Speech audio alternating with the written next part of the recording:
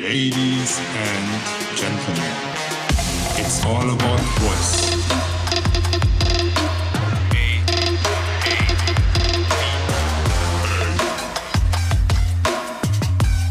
It's all about voice.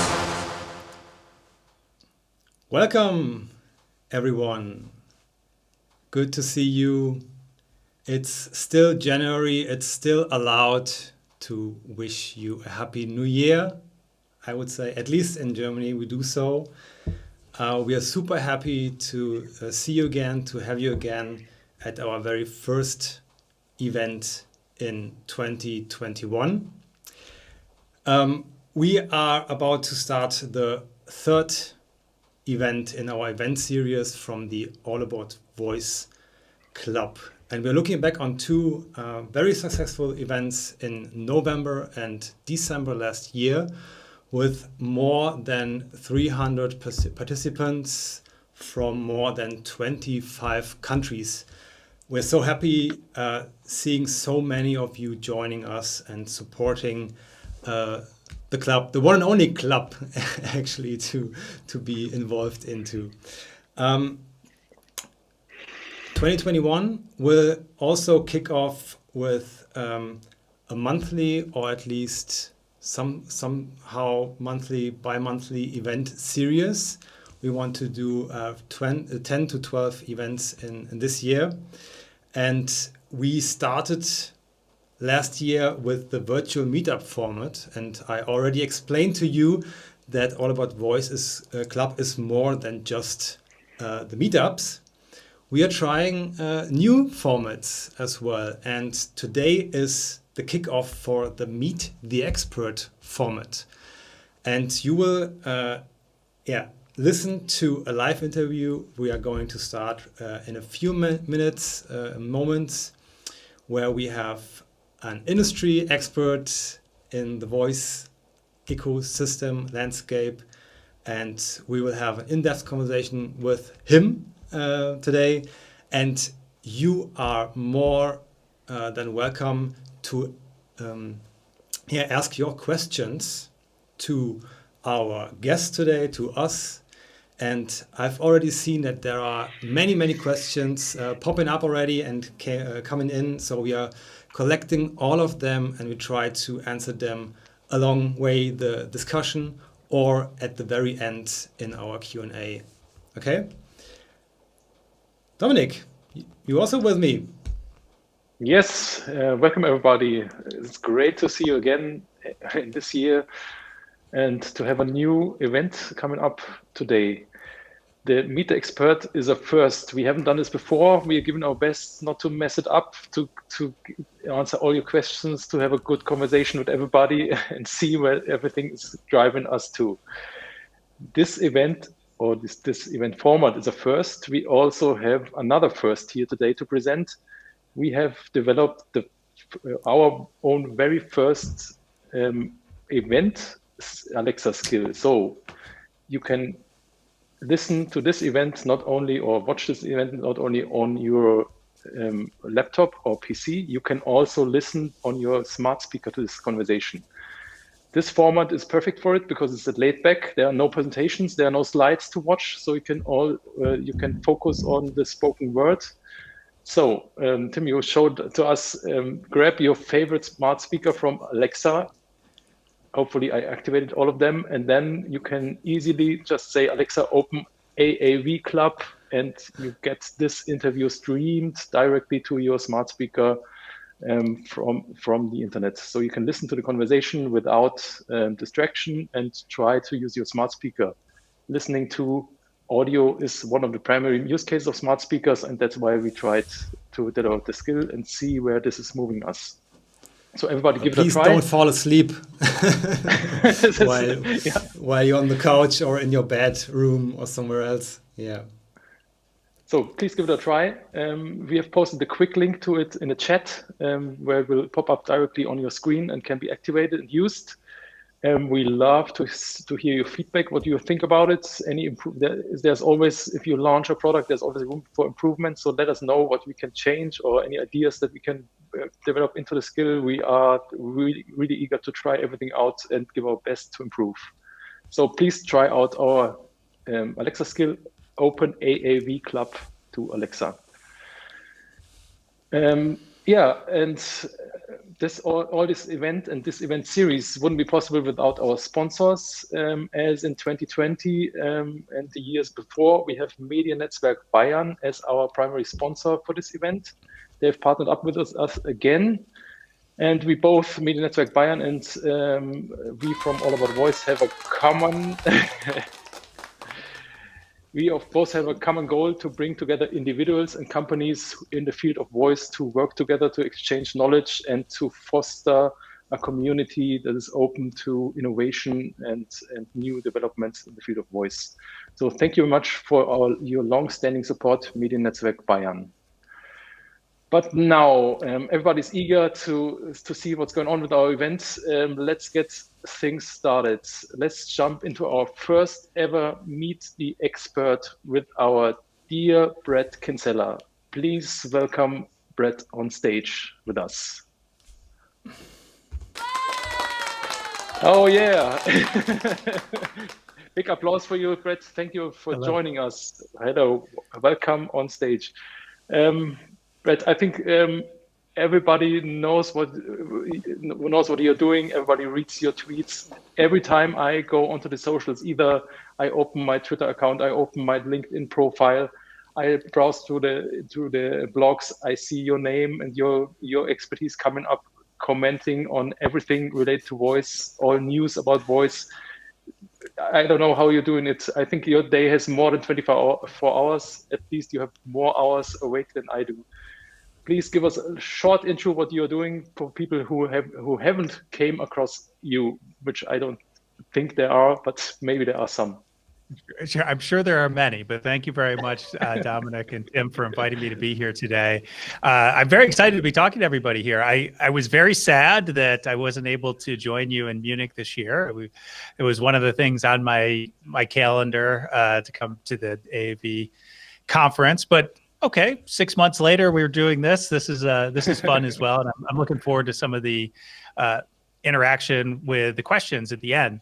I assume there are a number of people here who don't actually know who we are, so I'll just say very briefly, VoiceBot.ai is really the central resource for analysis, research, data, of course, and news around the voice AI industry. We cover it very broadly. We do everything from transcription to big platform voice assistants to even a lot more on chat and virtual humans today, because those are all overlapping. And we've been around for over 4 years now. And so we're clearly the largest in the space. And I think one of the big things that I tell people about is if you're watching something like this, there's a couple things to keep in mind. You can go to our news site every day. We sort of collate, curate, and comment on the news of the day. So that'll keep you up to speed. So that's pretty straightforward. We have these in-depth interviews with people like Dominik, who was just on a couple weeks ago on the podcast. And so for people who are watching this, who really want the story behind the story for the founders and what's going on, I really recommend VoiceBot Podcast. And then Voice Insider Newsletter is another thing that we do, which is really just for industry people. Like it's about weekly, 3 to 4 times a month, we come out with something and we go in depth on things that you don't find in the news. And so those are some things that I think are really interesting to folks. And then of course, like if you just go to our website, if you want data, we've got lots of charts. So that's what we do. We're really proud of what we've been able to do. It's not just me. Eric Schwartz, Andrew Herndon, on the team, other people who are contributed to this over the years as well. Very excited about all that they've done. But our goal is really to help people stay informed, develop a broader understanding, and make better decisions around what they're doing with voice and AI. So I'm pleased to hear that it's not only you publishing all this content and contributing this. It feels good to me. I don't have time anymore because of Clubhouse. I assume so. So just to give you a short intro what we are doing today, this is going to be an interview format. We're going to do 60 minutes starting 5 minutes ago, and we will touch about 3 topics in these 60 minutes. We will have a short look back into the past year of voice. Then we will have a short or mid-length status quo where we are standing with voice, and then there will be a outlook in the future where all of us, three of us, will imagine the bright future of voice that's coming up in the next year, hopefully, or years to come. So let's start off with a kind of a short wrap up that about the past year. The pandemic had us all in grip. People were at home. Smart speaker usage rose over the top because people were at home using their devices. We had great expectations for the last year before the year started with monetization and discovery, that some issues that should be solved by the platforms. The pandemic came, we had great usage. Some projects came to a stop, others developed quite well. So what is your perspective or your insights in the last year? Maybe give us some insights that you found interesting or something you stumbled upon in 2020. Bret. Yeah, so I don't know that I'll be saying anything that hasn't been said before here, but I will say something that is unique first. And I would say that the industry was going through a transition before the pandemic hit. And I always look at different phases of development and the maturity of the industry, and they go through natural cycles. And I was already seeing certain segments rise in voice, and some segments sort of ebb or plateau a little bit in terms of what was going on. So that was already happening. And to a certain extent, some of those care areas, the pandemic masked the changes, and in other areas, it accelerated those changes. So over the past year, the first thing I'll say, obviously, voice in healthcare became a very big thing. So rapid deployment of chatbots, to a lesser extent, voice assistants in the healthcare system, but certainly was there. And a really good example is I had Joe Petros, the head of R&D and the chief technology officer at Nuance, which, if you're not familiar with Nuance has been the giant in voice technology for 2.5 decades. Public company, I think they're a $5 billion market cap. They generally, I think it's $2 billion a year in revenue, something like that. And so Joe was on the podcast a couple of weeks ago. And one of the things he said was he was talking to the head of a large hospital system who had, I think, before the pandemic, about 1,500 telehealth visits across the entire health system per month.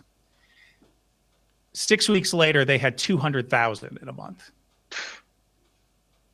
So now you think about this. So everyone says, okay, so we need Zoom or we need one of these other streaming services in order to enable that. Okay, sure. Have you ever thought about the infrastructure around supporting something like that? Scheduling, answering questions, right? Being able to rescheduling, doing follow-up, all these other types of things. And they did not have the infrastructure to support that in terms of just raw people power to do this, because everything was set up for in-person visits. The second thing that happened is the people that they did have that could handle this were all moved to home. And so they then didn't have all the resources that they had at the office, and they didn't have an easy way to load balance and all these other things. So they had to create all these things.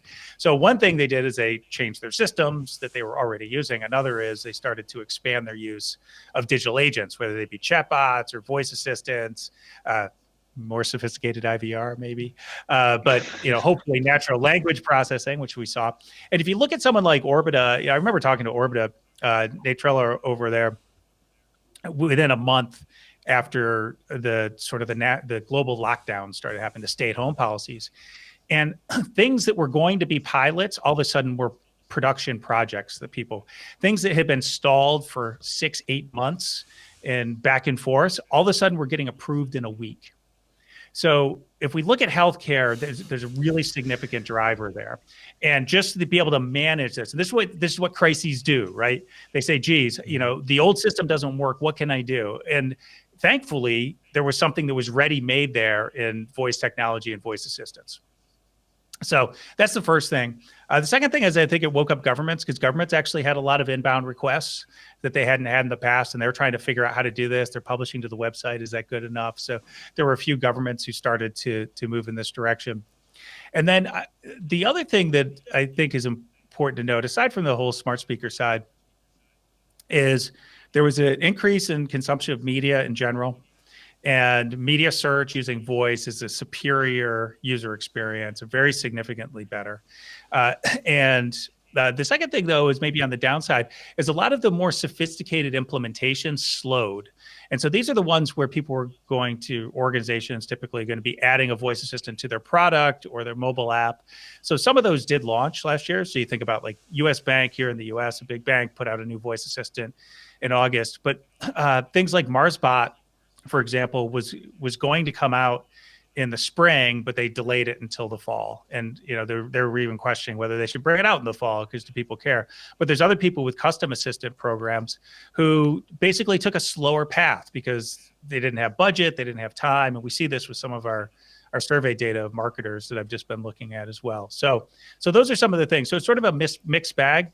And I'd say on the smart speaker front, media for sure and gaming were the ones that tended to do best. The other one was cooking and recipes.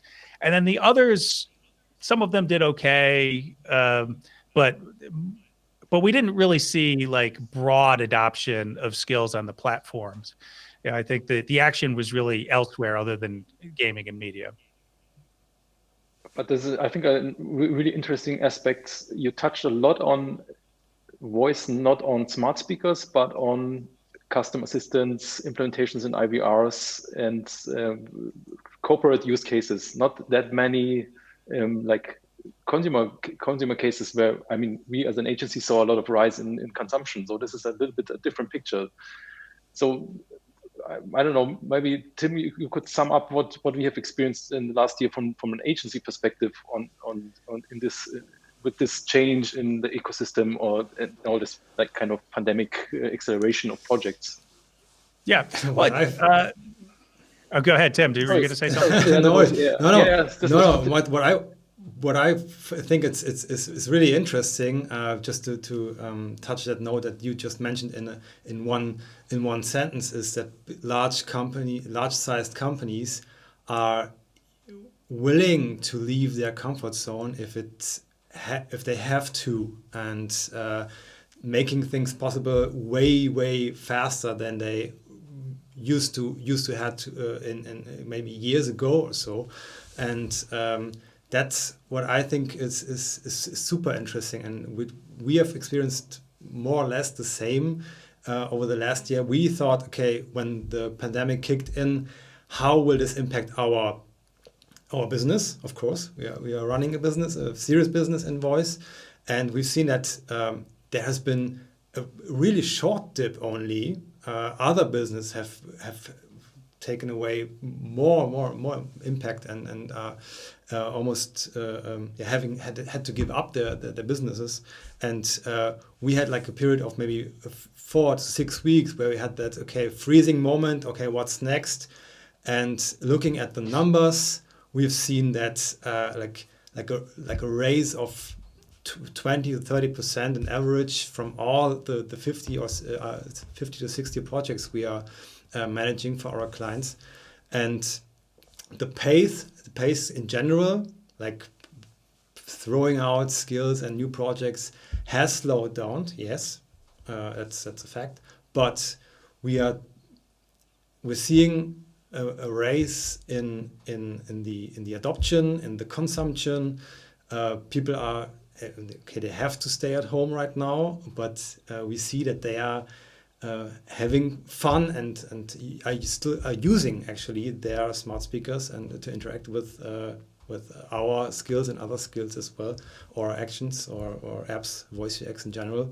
That's what we faced last year is really interesting. It's still moving on, but more on the strategic level, and projects take longer than before because we invest more time into UX design and taking really care of all these edge cases and stuff. Is this the same that you observed in other markets? Yeah, I think that's similar to what I was referring to, in that there's not a lot of projects that actually were canceled that I'm aware of. They just tended to elongate. And I have a follow-up with you because I think there's this other thing that happened is objectives changed.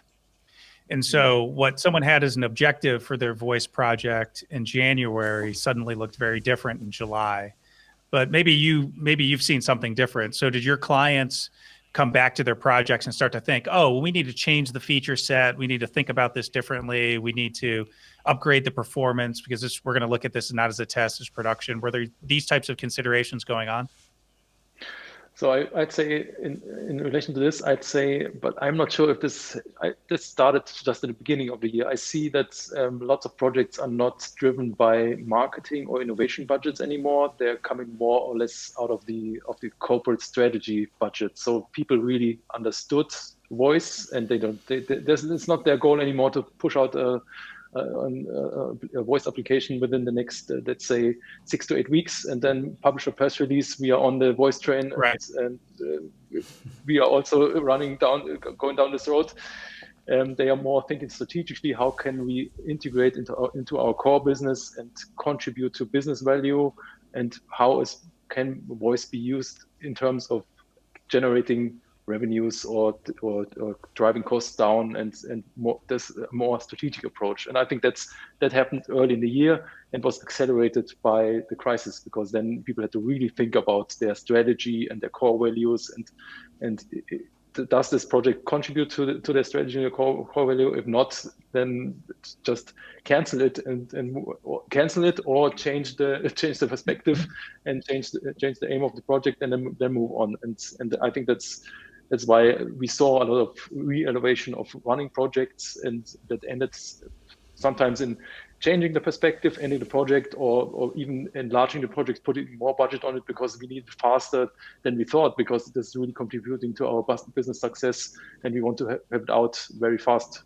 And this is not a marketing or innovation budget. This is really a strategic budget that went into it, which is a good thing, I think, for the whole ecosystem to think about voice strategically, not in a kind of a reactive way and push things out fast and talk loud about it.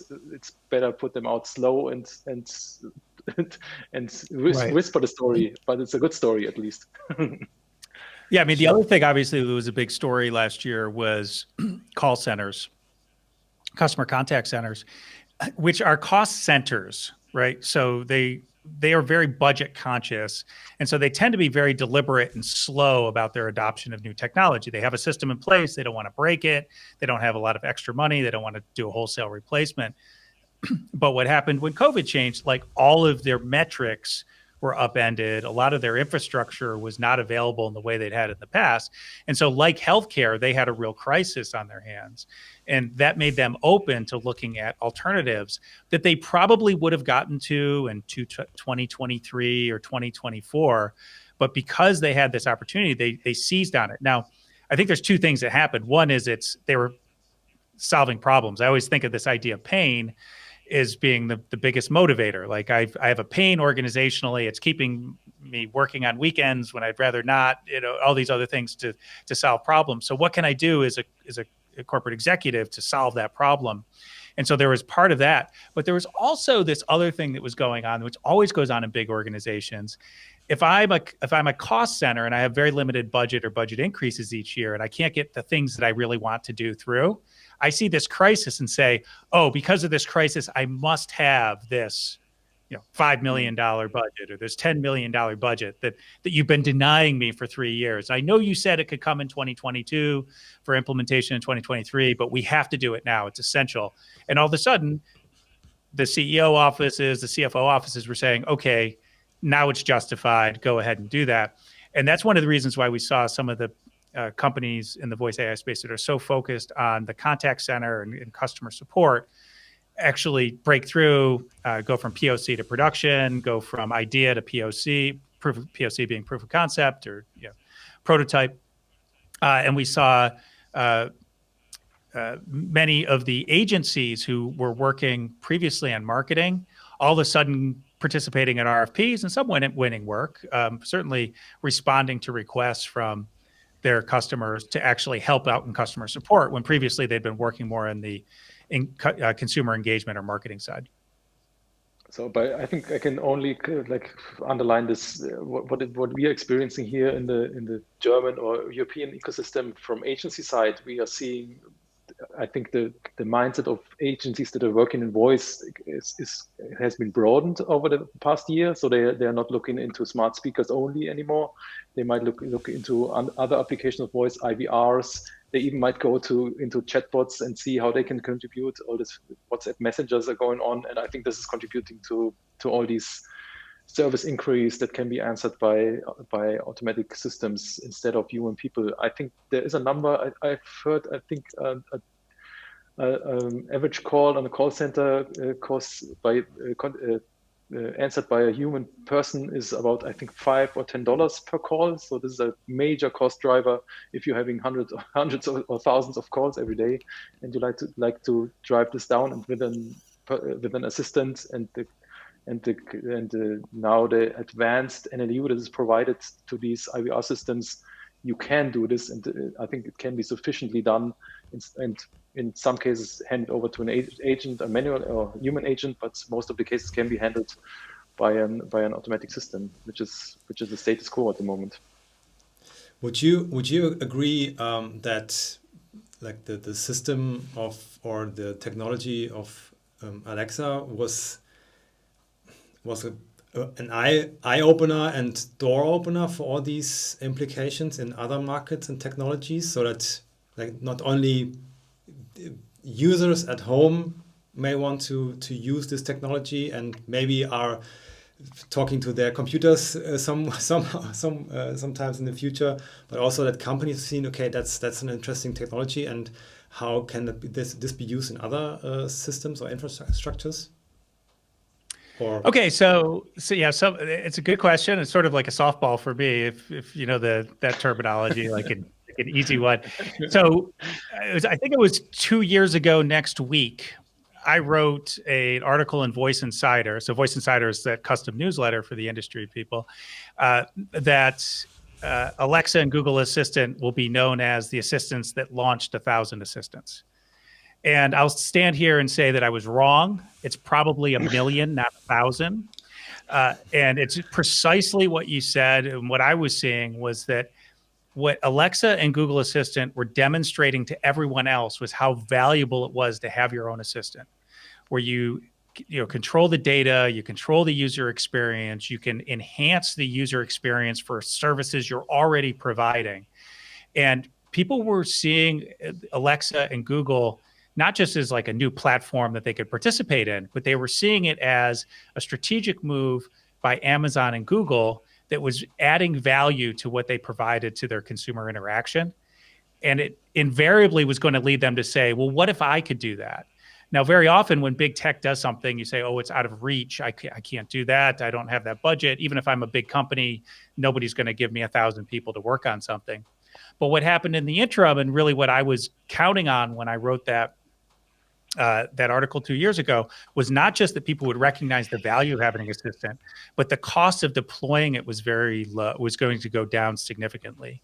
So if you think about one of the companies in the US that I track, built a custom assistant for themselves, and they spent about $60 million over 2 years to do that. And they used some existing components from some players out there, and they built some things themselves, but it was a very large operation. Now, if you look at the scale of the audience that they were serving, it actually is not that expensive, right? And anybody who's worked in large-scale enterprise software will understand that $60 million over 2 years, it sounds like a lot, but sometimes it's not, depending on how you're using, how it's actually being used in the enterprise. But if you look at that same thing that was built a couple of years ago, I believe that you could build that for less than $10 million today, and maybe less than $3 million in another 2 years. So, a lot of the things that they had to create themselves are now already available in pre-built libraries. And so those two things came together, and I think what we're seeing is like you've got, you guys are starting to see this, other people that I've had on the podcast. We did a series of, I think, 15 different interviews last year just on custom assistants. Every week I had a new person, different angle on this. It's something that people think is very accessible now for most enterprises to deploy, depending on what their scope is, right? And they also see the value in it. And so I just see strong interest, and I'm actually seeing projects go out along these lines. So what is your perspective on Alexa opening up as a custom assistant? which they have announced, I think, 2 weeks ago or last week. Yeah, What's the so move? I think I think as I said at the time that I wasn't surprised that it happened, but I was surprised it happened now. I also understand why it happened now. My belief is that it's actually not ready for many people to use, and you can just look at the way they rolled it out and limited access and no documentation, all these other types of things right now is sort of justification for that. But it's largely a function of the strategy behind Alexa Auto. And it's actually managed under the Alexa Auto team. So a lot of people don't know that. So there you go. There's some news we broke here. Okay. Yeah, that's the type of thing you find out in Voice Insider, like something you probably don't know. So this idea of a custom assistant is essential to be competitive and providing a voice assistant for automotive makers, because they basically said, hey, I have a lot of options out there today where I can have a custom assistant. I can control the data, control the user experience. I can make something different than my nearest competitor.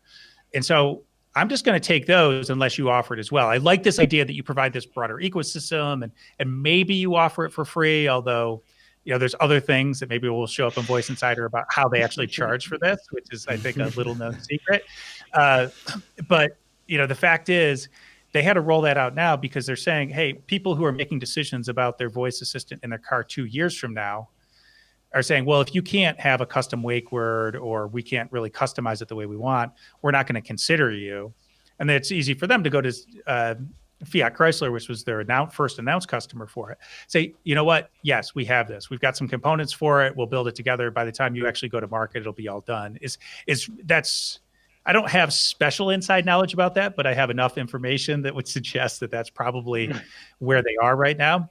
And then Dave Limp, who reports directly to Bezos and oversees this whole stack that includes Alexa, he talked about on CNBC in an interview that this was going to be for everybody. It's not just for automotive, which was interesting because the press release was much more about automotive, although they did say other people could use it. And I believe that that's a really big opportunity for them. And I actually believe that the bigger opportunity for them is not automotive, because I think they have other structural issues that they're going to face in that space that are going to be difficult. But I think it's actually bigger for them in areas like mobile apps, where there's many, many mobile apps. And a lot of the mobile app providers are just going to be looking to add the convenience to users of voice, and be able to extend that into an Alexa ecosystem with handoffs and those types of things actually could be a good trade-off for them. They're not going to be as concerned about owning every aspect of the voice user experience because they already have a really intricate touch user experience, and that's going to be the primary one. And if they can get something cheaper, faster, and more familiar for their users by using Alexa, I think that could be a really big thing. Now, the question for them is what the timing will be and how much emphasis Amazon will place on it. If it's available sometime in the next year, I think they could do really well. If it's not available to like mobile app producers for 2 years, my guess is that there's so many other options emerging right now that one of those or two of those will take off, and it'll be harder for Alexa to really be a strong option. I think this will oh, sorry. maybe Tim, go ahead. just one. Yeah. I'm acting today as the timekeeper, and I'm having a look on the questions also from the audience. The very first one during our interview was, where do I get this jacket, this VoiceBot jacket, this VoiceBot swag from? Martin Fitzgerald asked this from the Netherlands.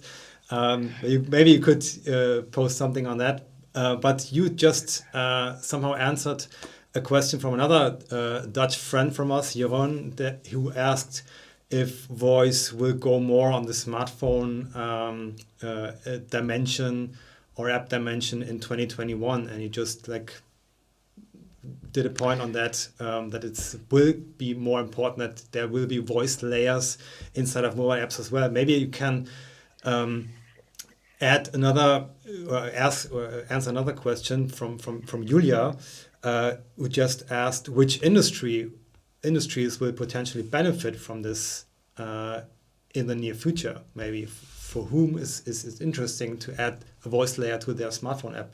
For everyone or not? Yeah. So one thing I'll say is I believe there will be a lot there will be many more examples of voice UI, voice assistants, and mobile apps this year. But I actually am looking at next year as being the big year when that ramps up significantly. We would be able to start to see the really fast growth. And there's some reasons for that which I can break down. But if I go to Julia's question about which industries, certainly media. I think from a media standpoint, because media search is difficult with text and it's complex, and there's a lot of benefit in being able to bundle different types of media together and search results, or to get right to what you want very quickly, that any of the media apps are going to have it. And this actually includes social media, which I think is not obvious to people because it's such a text-based interface.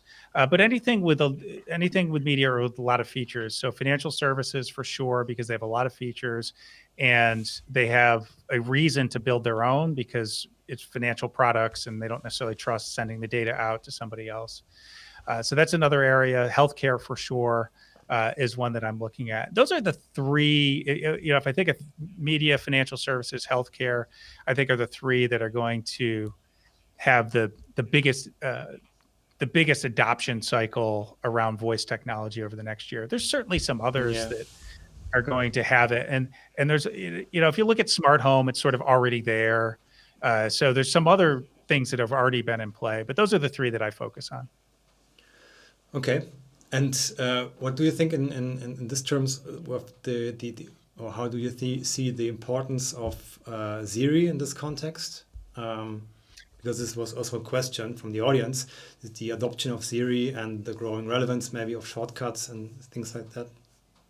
Well, Siri is one of the reasons why I believe that next year is going to be the bigger year.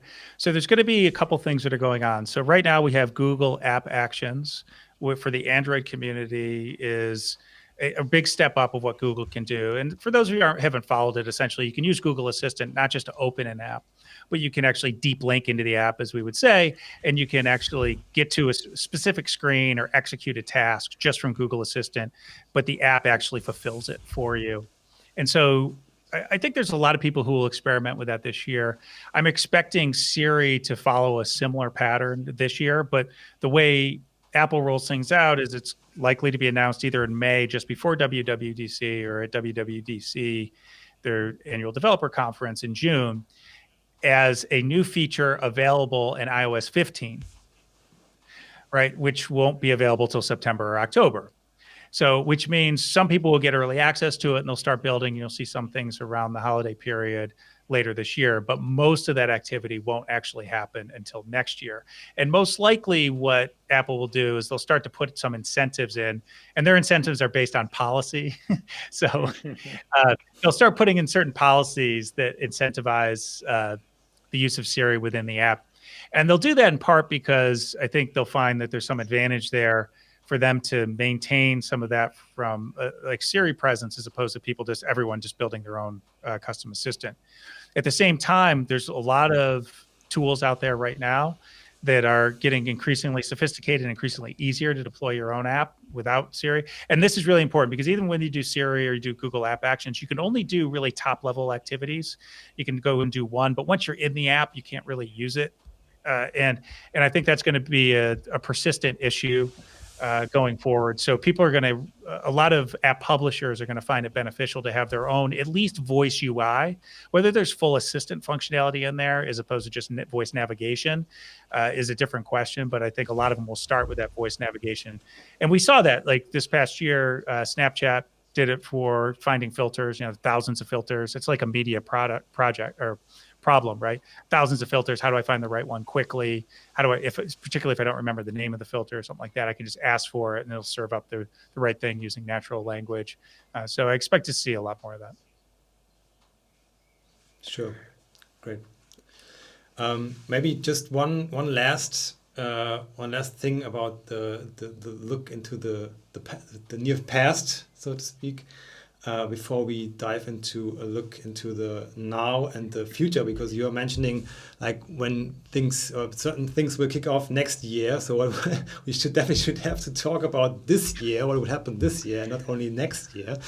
But what we've seen last year is from as we are looking to the on the platforms like Amazon Alexa or Google Assistant, is that there are at least we felt like there were not that many new things in quantity like the years before. We had, I think in 2018 or 19, we had like 360 new inventions in Alexa, in the Alexa system for developers, for companies, etc., etc. But last year, I think there are a few things we have to touch before we move on to the future, talking about the monetization, maybe. Have you seen the monetization in the US and maybe at the global perspective as well? And we can give our 2 cents as well to the German market here, but we definitely have to touch this point before we can move on, I think, right? Oh, sure. So monetization on Google or Amazon, so Google Assistant or Amazon Alexa, is a failure. It has not worked so far. Full stop. That's actually nothing to celebrate. Like the sad trombone is missing. Sorry. Yeah, you need more sound effects, I think. Yeah, I mean, let's just look at the data. I mean, we even saw some internal data leak out of Amazon showing that they were hoping to make $5 million internally on just their cut of it. They didn't even make like $1.5 million. I mean, come on. I mean, this is not, and I think part of it is it's too locked down. They're too reticent to allow people to try different types of monetization. For example, they won't allow tipping. Here's another thing that hasn't been told elsewhere. You can do subscription or you can do in-app purchases, right? One-time purchases, but you can't allow a user to tip a app publisher or creator. Why not? Now, I understand that Amazon Legal has some reasons for this, but it seems it seems fairly foolish to cut that off to see if that might be actually a really good thing, because there's a lot of people out there who are building really useful skills, but it's not something that makes sense for subscription. And I know there's a couple of players out there who've done pretty well with subscriptions, and they've been able to support game studios with 10, 15 people in them to keep pushing that on. But there's not a lot of those that subscription are really going to work. I think the in-game purchasing, the freemium model, hasn't been explored enough. I know a couple of people that have used that in gaming again, and they're getting as much as $50 per user that purchases, and so that's pretty significant. And they thought that was a better conversion rate than they would get on the subscription side. But let's look at advertising. Let's look at tipping, some other things. And I was really just talking to somebody. I won't say who it was, and I won't say what platform it was, but somebody who's sort of on the inside. And his view is that this won't really take off from a monetization standpoint until there's advertising. Now, I sort of agree with that, because if you look at the web and you look at mobile, it was actually advertising that did it. Because what advertising does is allows you to have the lowest friction way to generate a little bit of money while you're building critical mass. Anytime you put subscription in front of it, you create friction in getting critical mass. And so if you have a small community, you don't really benefit from word of mouth as much as you would. And so you don't have that multiplier effect. We talk about this. Robert Metcalfe did this with Ethernet. He was sort of the sort of developer of this model or conceptual model back in the 1970s. So I think they really need something that allows less friction in order to get wow. But I will say that I don't think just enabling advertising will do it. My belief is that the apps aren't good enough, that we haven't found enough applications, user experiences that people are just so delighted on that they want to spend a lot of time on, or at least they want to use it every time a certain problem comes up.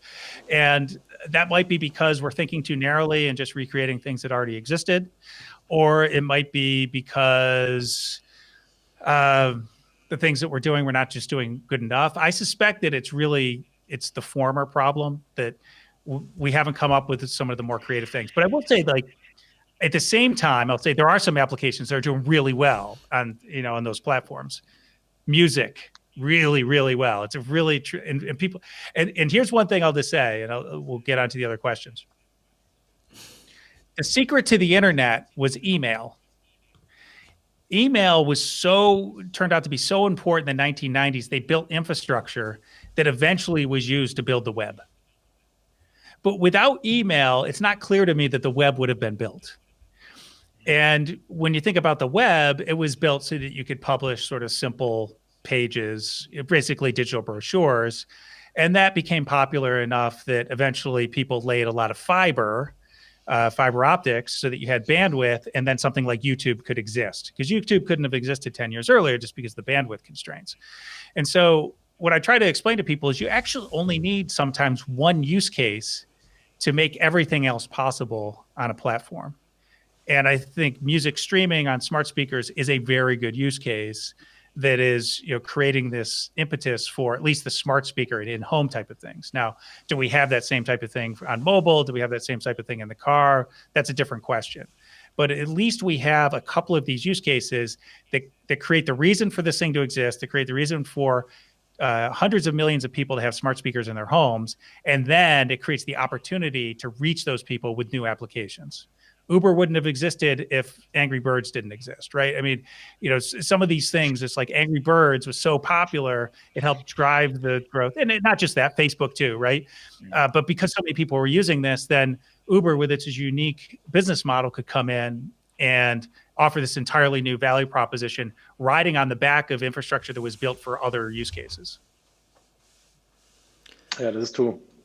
But what would you say? What was the fiber of voice? If you have a bet, what would that be? What is the accelerator? Well, I'm just writing about this. So all of you who want to get Voice Insider, I'm putting out a new one today. I think the oversupply of fiber optics made things like the 2000s and the growth of streaming media and a lot of the other applications we saw possible. And we saw this. There was just there was a glut, as we would say, of fiber optic capacity, and then it was just there. Anyone could use it. And so it became very cheap, and then you could do all these other things. And in this market, I actually think that there is an abundance of tooling. You can build a voice app for nothing, $0. You can not only build it, you can deploy it for people to use it for $0, right? Now, you might not want me to tell you that because obviously 169 Labs wants to charge very high fees for all of it.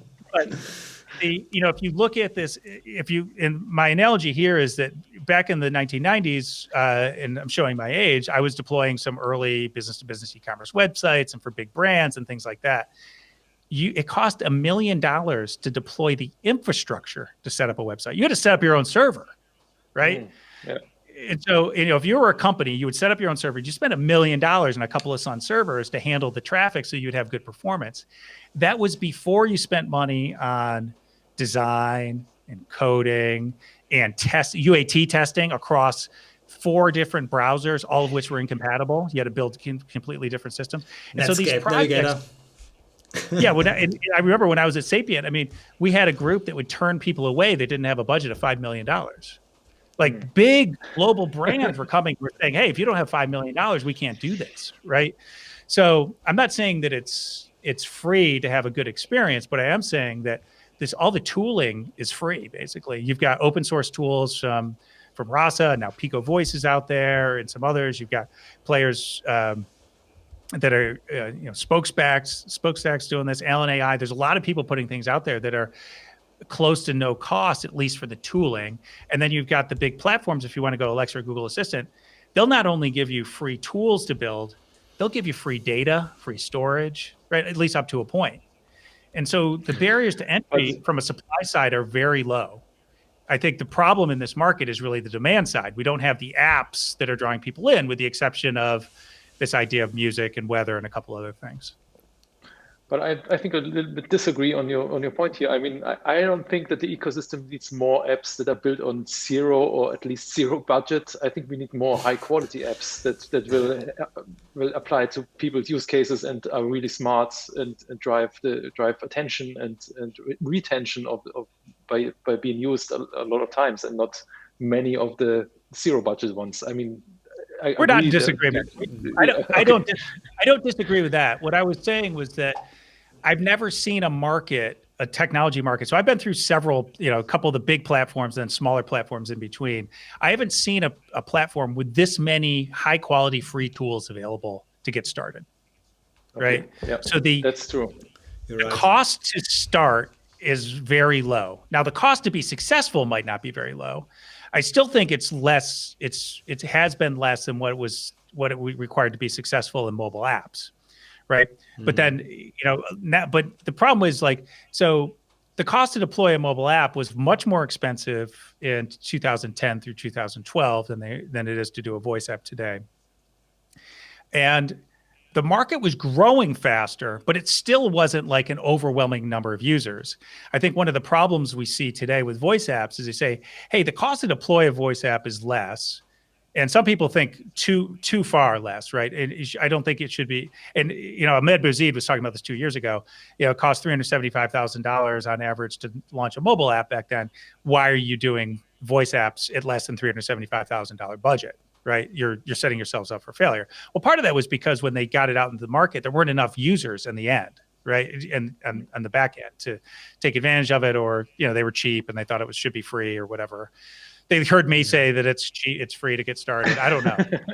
There's all these other reasons. But go ahead. Let's sum it up like it's very, very inexpensive to run voice applications, and all the costs you would have had 20 years ago that you would have to invest into the infrastructure and the tooling and the servers and so on, you can now invest into the UX and the design, right?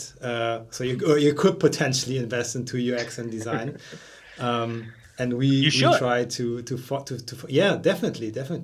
Well, actually, Actually, just one last thing. And if you think about mobile apps or other type of web apps, most of your expense is before, and afterwards maintenance is very small. And too many voice app projects actually try to follow that same model for voice. Actually, you should, I don't know that you have to spend as much up front. Maybe you do in terms of design and development, but you certainly need to have a larger proportion of your budget set for post-production or post-deployment, because in this space, you actually have to continually improve. And that makes a big difference. I was listening to a thing yesterday where they talked about, I think it was Air New Zealand, their chatbot came out and had like a 7% success rate initially, but they were able to learn and iterate, and they were doing 2 iterations per week on it. And by the end of the year, it had a 90% success rate in handling customer inquiries. So was that a failure? Well, maybe in the first couple of weeks, but no, not really, because they were getting the learnings. And so then they got it to the 90%, which was their original goal. Yeah, I think that's, we had in the last event, it was Kane who said the deployment or launch of a voice project is just the beginning or half of the project. You're half in of the project when you launch your skill. After that, you need to have maintenance and train your model, iterate, have a new version on there, and then have these 90% increases in recognition. And actually, then it can be a success if you after 3 weeks you evaluate your launch. Maybe it's too early. You need to spend more time and seeing how the project is moving and how to improve, for sure. So maybe another topic that we have touched a little bit in the conversation before. We talked a little bit about the use case or the ecosystem, the car and voice in cars. And I think that's one quite interesting field that we are moving at the moment. We have seen a lot of announcement during the CES of big car manufacturers that are advertising not only horsepowers in German engineering anymore. They are talking about entertainment, car entertainment, and voice assistants and custom assistants in their cars, and marketing these experience. Hyper screens, yeah, screens are a big point as well. So they are more focusing on these entertainment features and assistance in their cars to have people buy their cars anymore. And so what is your point on the use case? Cars and voice assistant cars, custom assistant cars, Alexa in cars, entertainment cases with voice in cars. So many touch points for you. I think that you have more deeper insights and knowledge about it. Yeah, I think obviously the voice assistant in the car preceded the voice assistant in other places, except for the call center, the customer contact center.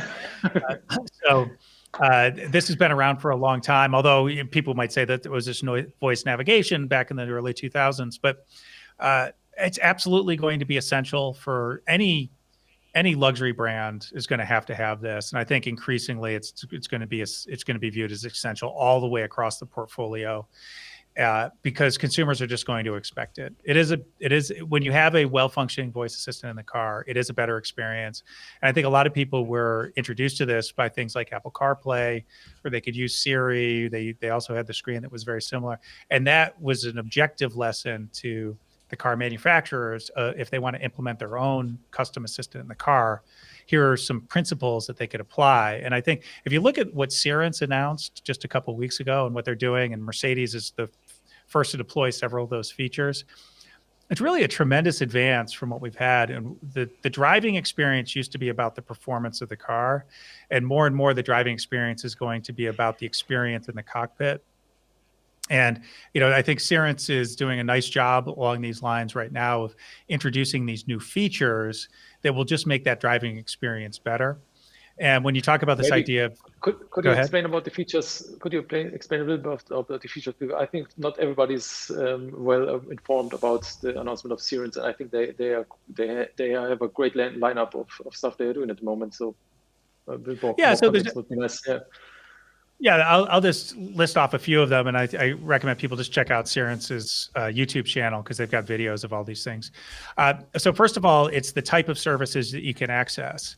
So they actually have this one video where they show Google Assistant, Siri, and Alexa side by side with a custom Cerence deployment, and they show all these things. They say, well, everybody can start music, everyone can answer a question about the weather. Who can find you parking and reserve your spot automatically. And Cerence is the only one of the three that can do that. Now, maybe you could pull up an app in Apple and do that, but you can't actually just do that at the top level. You have to do something else, and you can just do that much more simply. And so they show a lot of these different applications that just to help you be more efficient in the car in terms of what you're trying to accomplish. But then there's other things as well. So they have Just Talk, which is a wake word-free activation of voice assistants. So you don't actually have to say, hey, Mercedes, in this. Well, hey, Mercedes hasn't implemented this yet, but you won't have to say something like, hey, Mercedes, or hey, BMW, or whatever else the automaker is. You'll just be able to ask a question, and the system is smart enough to understand when the question is directed at something that it can fulfill, or you're asking a question to maybe another passenger, or you're talking on the phone, or something like that. So that's another one. The one they are rolling out is I think it's called Just Look, where there's eye tracking combined with voice assistant. Yes. Yeah, it can identify what you're looking at. Now, I saw this demonstrated 2 years ago at CES. Maybe it was 3 years ago. It was a while ago. It was when it was Nuance Automotive before Cerence spun out, and it's nice to see that they sold it back then. It's for the cars that were being designed back then, and now it's there. But you can just look at a point of interest, and you could say, "What's that?" Right, and it'll tell you. It'll give you information on it. Yeah, and it works. And they've got these other things like tour guides. So like we're all like one of the things that's happened with Airbnb. A lot of people don't know this is Airbnb's done really well for local rentals. Things that are within 3 or 4 hours of people's homes, as opposed to flying. They're not flying places anymore, but they're vacationing locally. And there's this whole other idea of like, okay, so you're going to a new place, you're driving. Well, what's a great way to experience a place? Well, they have these tour guide solutions that Cerence has integrated, And I think Mercedes is the first to roll that one out too, where you can just drive and say, hey, I want to do this tour. And you might be in Carmel, California, or you might be in Atlanta, Georgia, and it'll take you through like a 2-hour tour of the city. So that's an interesting touch point, because now car manufacturers are thinking about content and content creation and how to entertain people while driving, which they haven't been before. They just thought about how to get as fast as possible, or maybe as safe as possible from your home to your work. But now they are thinking how people can spend time in a meaningful manner while they are on the daily commute. And this is, I think, transfers a little bit the thinking of car manufacturers that they used to be in the past. Agreed. Would you say that this is already relevant this year, 2021? So would you recommend companies, app, voice UX enthusiasts, developers, whatever, to like have an eye on that trend or to watch? I think an eye on the trend is one thing. There's no commuting going on right now, so there's fewer drivers. So you have to pick your. Right. I think this idea of like local excursions and this tour guide concept is a really appropriate one for the time that we live. It's not widely deployed yet, right? Because it takes so long for these features to get incorporated into the cars. Although Sirius is starting now to do over-the-air updates, so I think this will be able to be more quickly deployed in the future. I suspect that the car is going to be a very robust platform, but given the fact that most people are staying home and looks like they will be most of this year, I'm not sure that this is the year it would break. It seems to me that that's going to be a future year activity. Hey, Tim, there was a question I saw in there about different languages and what countries should do when Amazon or Google is not providing language localization for either their national language or for dialects. Sure. Yeah, from Martin. Exactly. Yeah. I wanted to answer that. They should build their own. Sure. Do it. They should. Feel free. They have. These countries should build their own. Estonia's already done this. India's got a solicitation out right now to do one for the government websites. Iceland has. I think it might be a public-private partnership in Iceland that they're doing it. We have Mike, which is a private company, which is doing some of the countries in the Balkans and Greece, Albania. So I wouldn't wait for the big platforms. I mean, it's nice that the big platforms, if you can be connected to them, because they provide all these other services, which is really nice. Connection to your email or to search or, some of these other things. But as I said earlier, the same math applies to governments or regions as does to companies, and that it's much less expensive to build one of these today. You can build your own language model. The tools are there. It's not free. It's not necessarily easy to build it. Like building a language model might be the hardest thing that you can do in this space, but it's certainly doable. The technology's there, the expertise is there. So go ahead and do it. And why wouldn't you want to do that and not be dependent on whether a company in Silicon Valley or Seattle says, hey, I'm going to support this. And the other thing about it, Amazon, is I'll just tell people, and I'm writing about this probably for 3 years now, if you expect to have an Alexa localized version for your country, you better just see if you have a robust Amazon.com e-commerce presence, because that's where they've done it, where they either have a robust e-commerce presence for Amazon.com or they intend to have one. That's where they build their language models. Everywhere else, they do not. Google's different. Apple is different because they sell smartphones into every country, right? And so they're going to have far more language models, and you're more likely to get support from them just because their business model and objectives are different.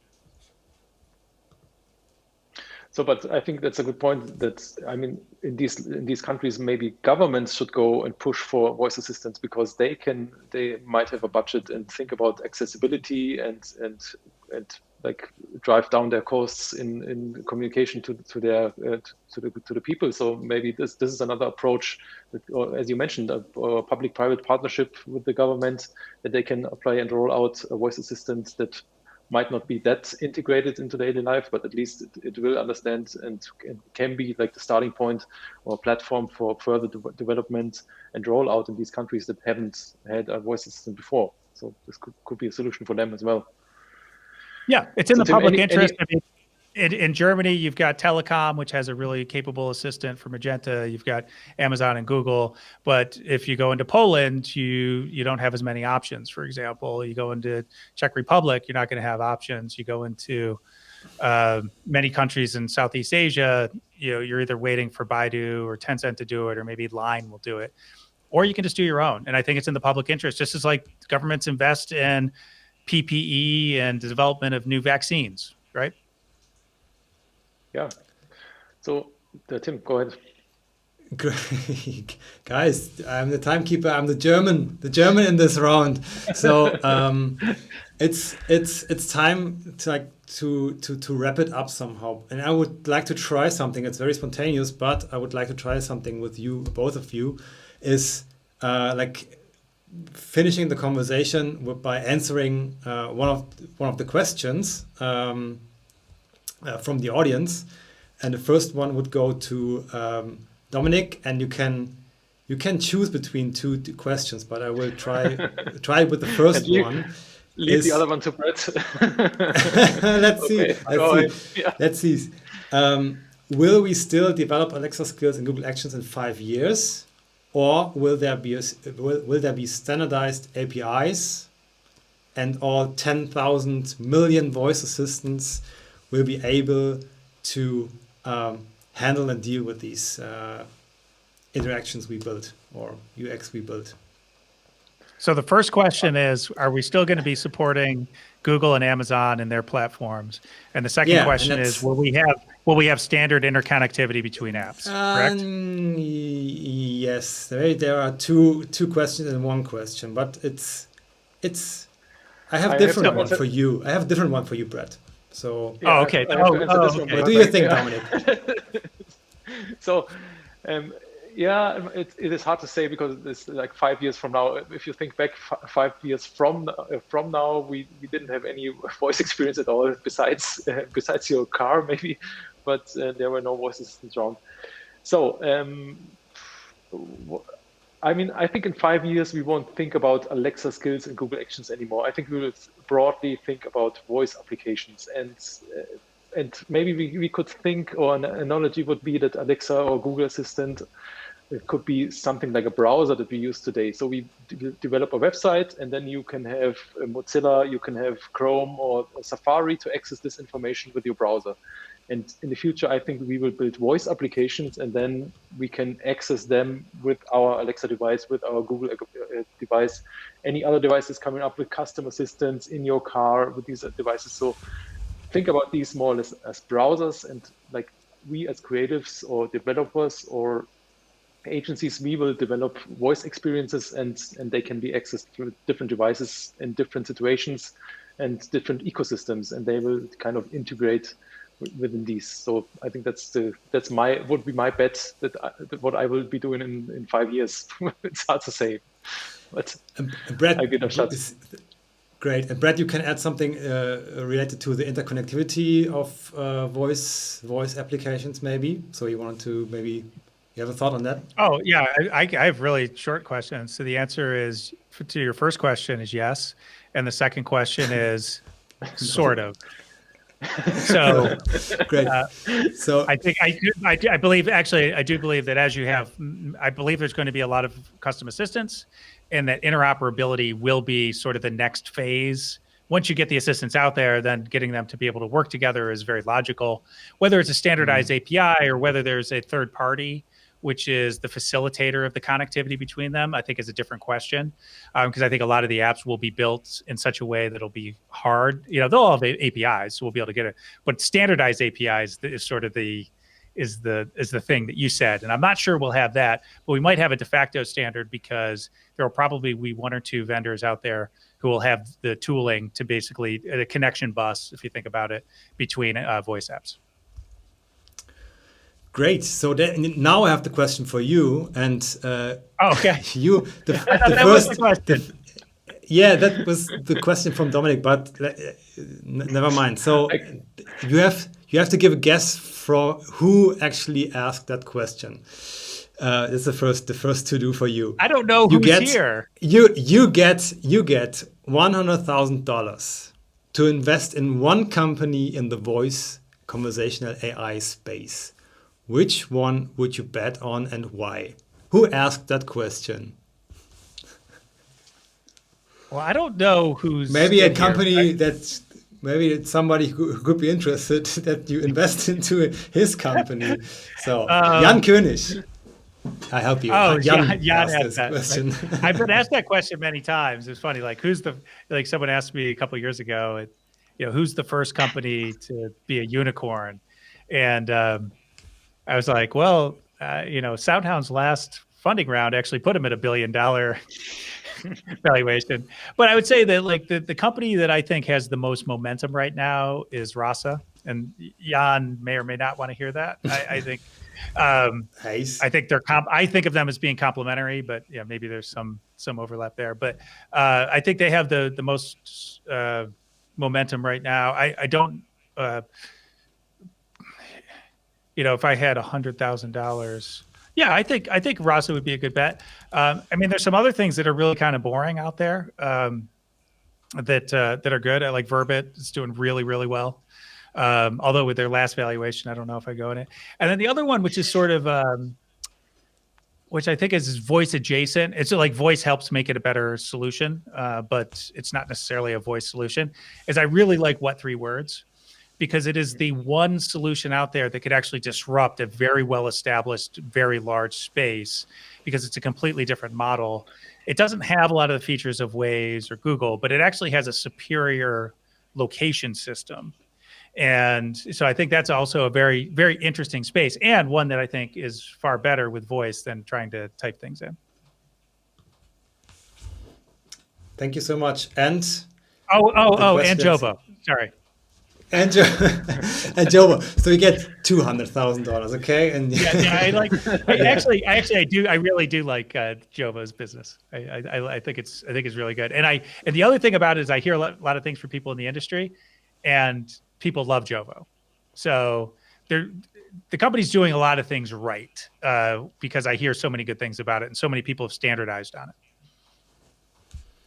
True. Perfect. So we touched many questions somehow during the conversation. I hope all of you, the authors of the questions, are happy with the answers we or Bret provided to you. And some of them were picked up during the conversation from my side and at the end. We knew it already. We could talk and have a chat for hours and hours and hours. But we tried to crunch it down to 1 hour, and we just have an overtime of 5 or 6 minutes right now. That's absolutely fine. You failed at your timing, just like the platform that failed at monetization. So just own up to it. Yeah. Jesus Christ, I don't have a sad trombone. For the next interview, I will have one, and I will play it right now. Bret, thank you so much for joining us for this conversation. The recording of this conversation will be uploaded to YouTube, and it will be re-streamed to the All About Voice podcast as well. So you can listen as often as you want to it. We definitely should continue the conversation sometime in the future, maybe in a month or 2 or 3, and let's see how 2021 develops. And yeah, I think for now we really enjoyed hopping on this conversation with you. You are about to start your day, some sort of, right? So well, I've been at it for a long time. I'll be on Clubhouse in an hour, 45 minutes, because for a voice lunch, for those of you who are Clubhousers. We've got Voice Talks coming up at 2, which is different content than what we talked about today. It's actually just a 10-minute presentation on some trends that I'm looking at. And I'm available. And in fact, I'm going to do some more Clubhouse stuff. Maybe the 3 of us should get together on a Clubhouse at some point, and just have an open discussion forum. It'd be fun. That's good. And All About Voice Clubhouse. That's true. That's what we need. Set it up. We will do. Thank you very much. As you can see, Bret is really well known and requested for a speaker, and is busy with other talking obligations and panels he's on. So thank you very much for joining us today. And it was a great honor to have you here for our first Meet the Expert format. And I think it went quite well. You see, there are some clinches because we are not sitting next to each other and everybody's virtual, and we have a slightly lag of 10 milliseconds, which messes up everything, a good conversation. But I think we did quite well today. So I think that's it for today. Everything here, what we do is All About Voice Club. Tim, what is the next event we are doing here at All About Voice Club? So today you will get some more Bret into your head on Clubhouse and all the other events that are coming up with this very requested rock star. But for the All About Voice Club, we have already the next event in the pipeline, and that's on March 4th, and it's called All About Voice in Cars. So we will be joined by the guys from Mercedes to talk about Hey Mercedes and MBUX, and we will share the link to the registration right now into the chat, and we are very looking forward to see you there, Bret, and you from the audience. So thank you very much for joining us today, and see you in March for the next virtual meetup. Bye-bye. Read voicebot.ai. Thank you very much. Yes, do it. Bye. Bye. Enjoy the rest of your day. Bye.